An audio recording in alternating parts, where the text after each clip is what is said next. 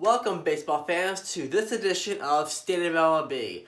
Today, we'll be reviewing Game 4 of the ALCS, Houston at New York. Now, some interesting elements to this game.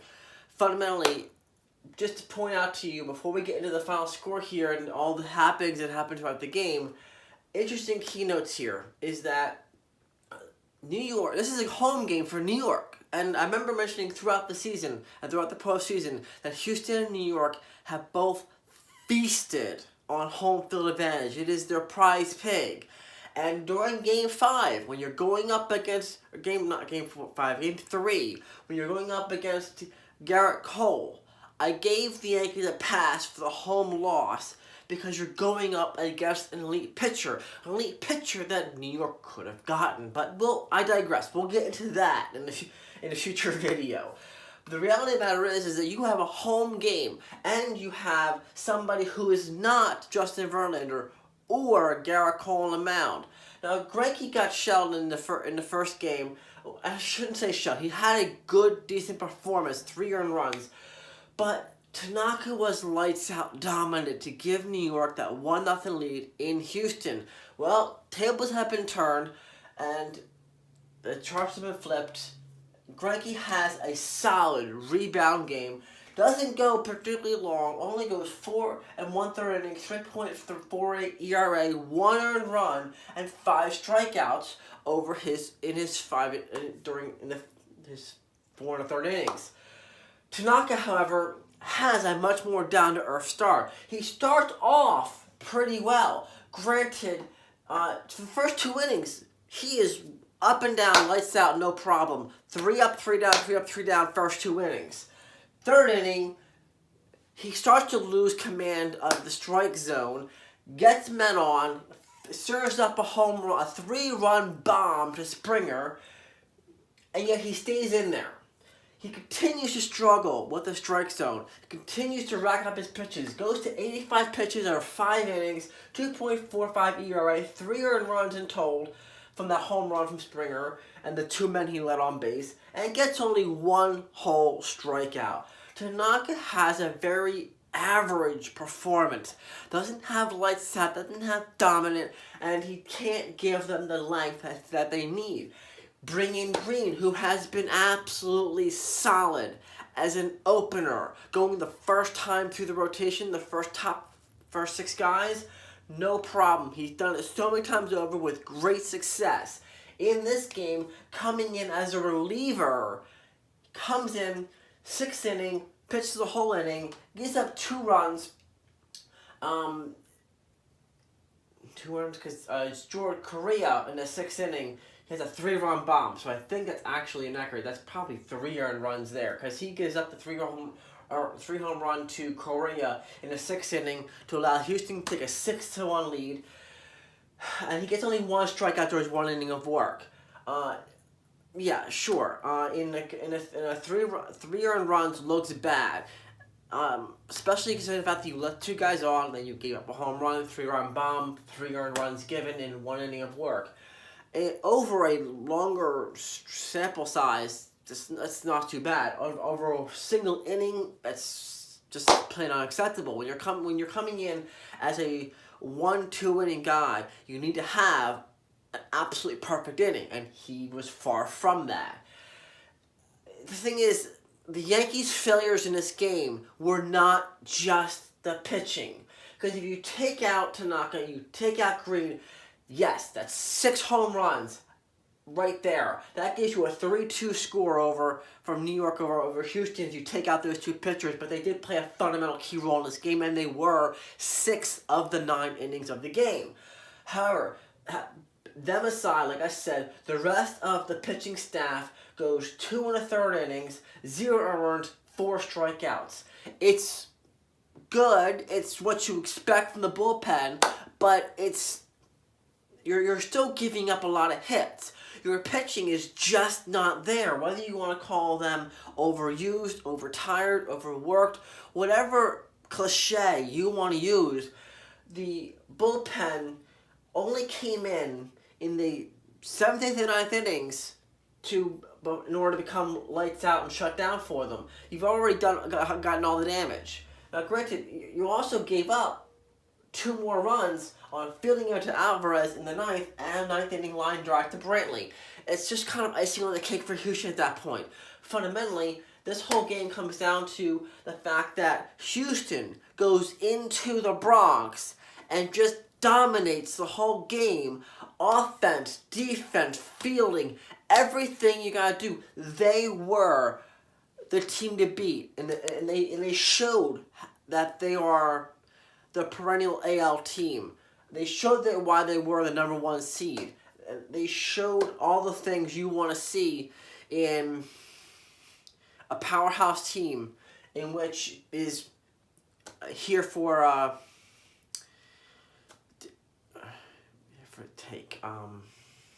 forget the expression, but in it to win it, more, for lack of a better expression. In any event, it's a lot of what I was kind of expecting to see from New York with the home field advantage and everything going on there. Especially with their best pitcher on the mound. I remember giving the predictions in the last video that this was fundamentally New York's best chance to tie the series and make a game out of this. And they did. And even Aaron Boone in his post-game press conference said, "We had a lousy game." That's putting it lightly. It really is.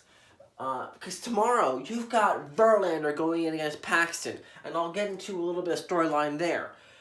One key notable I want to make for this video. Sabathia comes in the 7th inning, goes 0.2 innings, 0 strikeouts. Why I mention Sabathia is because he has had a storied career, and he leaves in the worst way possible. He comes out with additional injuries, inflammations, and he can't pitch anymore. He's leaving the field crying. I mean, it's just such a sad moment for such a historical figure in our game. Over the past 18 plus years that Sabathia has been pitching in the major leagues. I don't know the name of those 18. I had to get the specific numbers for you. But the reality of the matter is, I remember watching this guy with Cleveland, and then when he came to New York, and how when I saw opponents go in against Cleveland when he was in Cleveland, and even during his time with Cliff Lee in Cleveland, but how they didn't have enough pieces for Cleveland to be dominant. So when teams came in there and they couldn't beat Sabathia, they were like, well, that's okay. We'll just take 2 out of 3 from the series, or we'll just beat up on the bullpen, or we'll win around Sabathia, because we can't do anything about Sabathia. He's that good a pitcher. He's the kind of guy that when you see him do up, it makes opposing fans groan, oh, we have to face him. Now, when you have that reaction from opposing teams' fans, you're talking about a Hall of Fame caliber talent who shows dominance on the field and does his job at an exceptionally high level year after year, game after game. He's had his dark moments. He's also had tremendous highlights, i.e. comes into New York in his first year in 2019, and they don't even have a full rotation. They're going with Andy Pettitte, CC Sabathia, and A.J. Burnett, who is kind of questionable. And despite that, he and Pettitte kind of carry the Yankees to the World Series victory over a team from Philadelphia that was the epitome of road warriors. A team that was stacked with all kinds of talent, with Cliff Lee, with your Cole Hamels, with your Pedro Martinez. I mean, Philadelphia was screaming destiny in 2009. And CC Sabathia shut them down. He brought home wins in his second start in the World Series, and his both starts in ALCS against the Angels. Fundamentally, it's a storied career and deserves to be honored and recognized, and that's why I wanted to spend a few minutes and recognize him for his wonderful contribution. My hat's off to him. Props to the man that was Charles Carlston Sabathia. God bless him as he's rising to retirement, and it's just so sad to see him go out this way. You never want to see somebody end their career on that kind of a note. especially on a year in which New York could not bring home a World Series championship for him in his final year of the career. In fact, he said he was going to retire before this year, but stayed on because he felt that the Yankees had the pieces they needed to win a World Series. In the end of the day, you got a Game 4 showing like this. It's just so unfortunate for Sabathia, and I do wish him the best. Okay, so moving along. Having said that, in getting reactions to Sabathia being replaced on the roster, Paxton said that brings new meaning to Game 5. Well, fundamentally, Paxton, you didn't do very well in your first start, Game 2 in Houston, and now you're in a win-or-go-home situation here. And you're going up against none other than the Justin Verlander. Are you freaking kidding me? You either pitch like 7 or 8 shutout innings, or it's game over, dude. Seriously. Houston is here to play, they're here to win, and they're willing to do whatever it takes. Hitting, pitching, defense, bullpen. Even AJ Hinks, the manager, said, we're in it to win it here. We're going to use whoever we have for as long as we need to bring this home. And the way they've been dominating New York in New York, they're definitely showing bring on Washington. Now, granted, they still have to close the deal, but that's what I'm fully expecting tonight in Game 5 in New York. They take Game 5 behind Verlander, then they march on, then they return home and await the Washington Nationals. And in that, then I'll get to do a bracket update and break down the series between Washington and Houston and give you all the threats that Washington has to worry about and pros and cons of Washington and Houston in that series, and give you my predictions, of course, there-wise. As far as this game is concerned, the storyline was Houston owns the night, because between the lousy pitching, fielding errors going on there, and the fact that the Yankees have had the bases loaded on more than 2 occasions, and they could not get that winning run in, shows not only the dominance of the Houston pitching, but also shows for a team that hit the second most home runs in the regular season and scored the most runs of all of Major League Baseball, they couldn't bring a guy home with less than 2 outs on multiple occasions. Even when you had 2 outs, you just couldn't do it. You got the walk from Gardner in the first inning to get it 1-0. You got a 3-run bomb from Sanchez in the 6th inning, but that's it. You had bases loaded how many times over, and you can't get a sac fly or something to bring them in? I mean, that's just unexcusable for the championship series. I mean, when you're pitching like that, that's like the Cardinals. And they got swept! Swept! I mean, I got nothing for you, Yankees. I got nothing. Shape up or ship out is pretty much what it comes down to.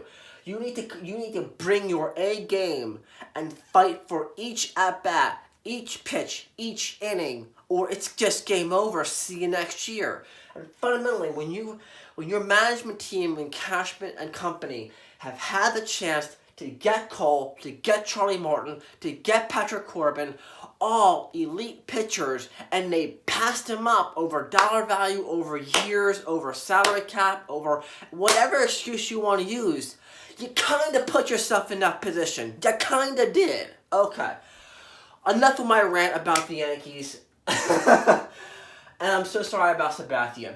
Circling back around a little bit here, I highlighted Presley on this because I've been giving him a hard time throughout the postseason, particularly in the ALCS. But I do want to tip my hat to Presley for his .2 innings of work, 0 earned runs, 2 strikeouts. For someone with whom I've been ragging on as being the Yankees being his kryptonite, his Achilles heel, he came in, he did his job, and did it well. Congratulations, Presley. You had a good showing. Well done. I tip my cap to you. I give you props. As far as the rest of the team, they did everything you expect them to do. Their lethal lineup hit two 3-run bombs, and their bullpen was virtually lights out. Short of the Sanchez home run and the bases loaded walk, which was all of the Yankees' offense, they did everything you'd expect them to do for an elite pitching staff. You've got your work cut out for you and with Washington, but before we even get into that, you've got to take care of business and close out the series in Game 5. And with that, I would love to know what all of you think about what I think. Please leave your comments in the section below. If you just happen to be coming across this video on YouTube, please hit like and subscribe. Greatly appreciate it. Thank you all for your support. Thank you all for watching, and have a great day.